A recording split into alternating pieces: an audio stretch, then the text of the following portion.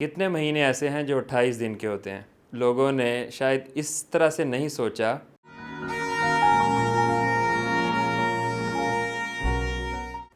بسم اللہ الرحمن الرحیم۔ اساتذہ کرام، ریاضی کی تدریس کا یہ دوسرا سیشن ہے۔ میں اس میں آپ کو خوش آمدید کہتا ہوں۔ یہ 2 سوال آپ سے پچھلے سیشن میں پوچھے گئے تھے۔ پہلا سوال یہ تھا کہ آپ نے ایک ایسی مثلث بنانی ہے جس میں 4 لائنیں ہوں۔ یقیناً آپ بنا سکے ہوں گے۔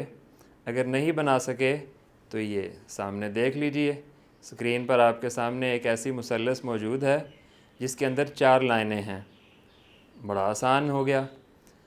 اب دوسرا سوال جو آپ سے پوچھا گیا تھا کہ سال کے 12 مہینوں میں کچھ مہینے جو ہیں وہ 30 دن کے، کچھ 31 دن کے ہوتے ہیں۔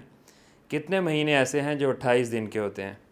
آپ میں سے بیشتر لوگوں نے فوراً یہی جواب دیا ہوگا کہ فروری ایسا مہینہ ہے جس میں 28 دن ہوتے ہیں۔ لیکن میں آپ کو بتانا چاہتا ہوں کہ بہت سے لوگوں نے شاید اس طرح سے نہیں سوچا کہ جس مہینے کے اندر 30 دن ہیں یا 31 دن ہیں، 28 دن تو اس کے اندر بھی موجود ہیں۔ تو یوں معلوم یہ ہوا کہ سال کے 12 مہینے ایسے ہیں کہ جن میں 28 دن ہوتے ہیں۔ ہاں، ایک مہینہ ایسا ہے کہ جس میں صرف 28 دن ہوتے ہیں۔ اب آپ یہ دیکھیے کہ سوال کو سمجھنا کتنا اہم ہے۔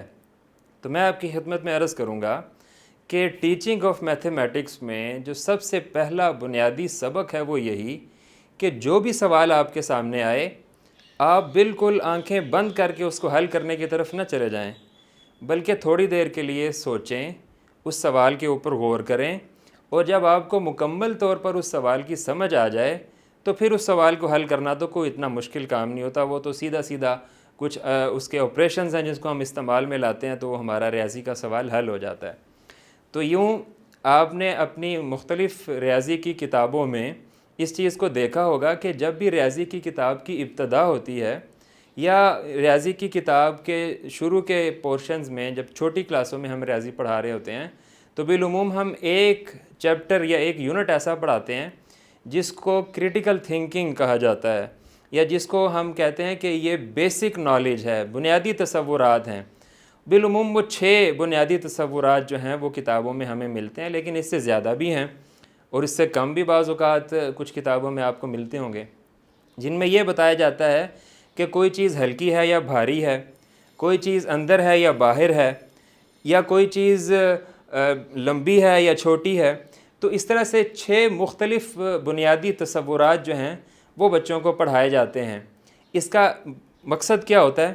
اس کا مقصد وہی کریٹیکل تھنکنگ ہوتا ہے جو میں نے شروع میں آپ سے سوال بھی پوچھ کے کیا کہ جب ہم اپنے بچے کو تھوڑا سا اس کو اس قابل بنائیں گے کہ وہ کچھ سوچے، وہ اپنے ارد گرد دیکھے، وہ ان چیزوں کے بارے میں اپنے جو اس کے ذہن کے اندر تصورات موجود ہیں ان ساری معلومات کو مجتمع کر کے جو بھی اس کے سامنے سوال کیا جائے اس سوال کا وہ جواب دے۔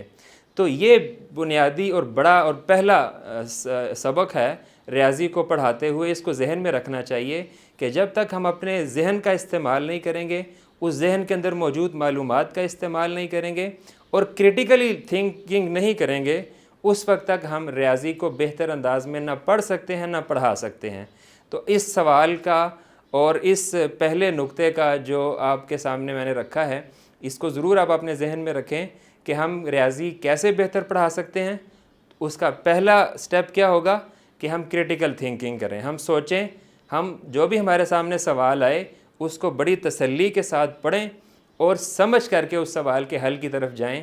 مجھے امید ہے کہ آپ اب سے اگر آئندہ ریاضی پڑھائیں گے تو اس نقطے کو اپنے ذہن میں رکھ کر کے آپ پڑھائیں گے۔